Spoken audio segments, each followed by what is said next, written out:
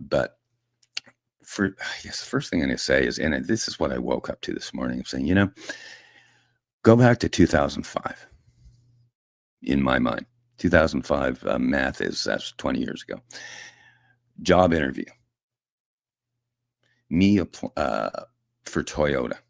Me applying for a job in Vancouver, Washington with Toyota. At the time it was Vancouver Toyota.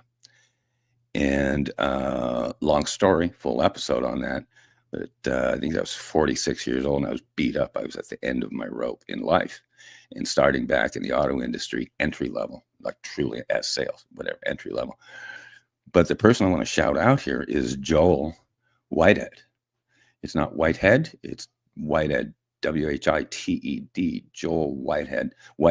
He's originally from Chicago, but he was a sales manager in the auto industry. Imagine that, the auto industry, Val. He's one of the best sales managers I've ever worked with, and technically he was going to be my boss. I was applying for an entry level position, and he was from Chicago, and he had experience. He's also a music genius. With he's the guy that you'd meet in an old record shop, owning an old record shop, who'd know everything in the history of music. Side note. But Joel, I was sitting it was the last interview of probably a 2-3 interview process, and they were going to hire me. They didn't just want to hire me; they were desperate to hire me. Long story, but I said to him, I really had a heart to heart with him, and you call it authenticity. You mentioned this earlier today. Two things: authenticity, very powerful when someone's authentic, they connect, and truth, someone who tells the truth. And these are the kind of things we were discussing in the job interview. But I said to him heart to heart, and it's really out of the realms of standard HR these days, interview questions or answers. But he understood it. He understood I just lost an ice arena.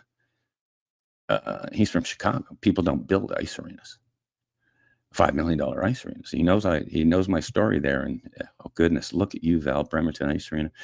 But Joel, I was sitting with him and I said, honestly, I don't know if I can work right now physically.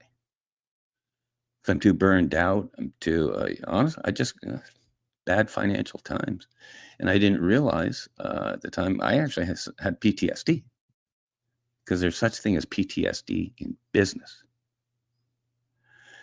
And Joel was, I'll never forget it. I'm sitting there in the interview room with Toyota. I said, Joel, I just got to be honest with you. I don't know if I can hack it here. Entry level sales, entry level out on the lot. I said, because I feel really beat up. This is entry level. This is like going in as a server, when you've owned a $20 million restaurant. And I said, I'm feeling beat up. It's hard to get my mind back in the game. I've been turned down for jobs. It was a tough job market. It's actually and won't go into the era, won't go into politics. But I sat there and I said, I don't know if I can get over this ice arena thing, because I lost everything I had, and it just about destroyed my family.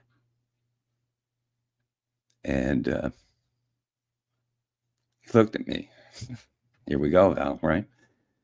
He looked at me, because it applies to this show. It applies to this show.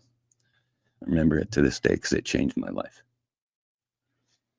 He said, Greg, do you know anybody in the world that's been murdered? Like, say, the top 2 in history. And I sat seriously. I said, well, Jesus for sure. Probably JFK. Whatever, good enough example. And he took me aside. Seriously, I'll never forget this, Val. And he took me aside and said, Greg,